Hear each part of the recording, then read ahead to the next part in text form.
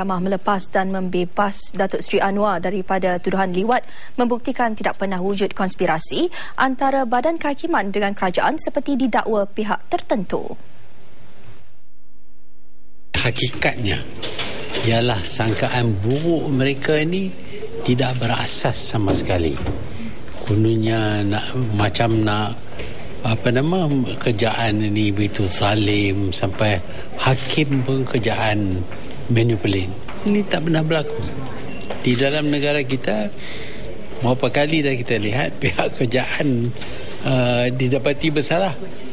Masa saya dulu parti saya dianggap sebagai haram. Jadi kita kena ingat di Malaysia ini alhamdulillah institusi kehakiman kita memang bebas dan tidak boleh dipengaruhi oleh mana-mana pihak.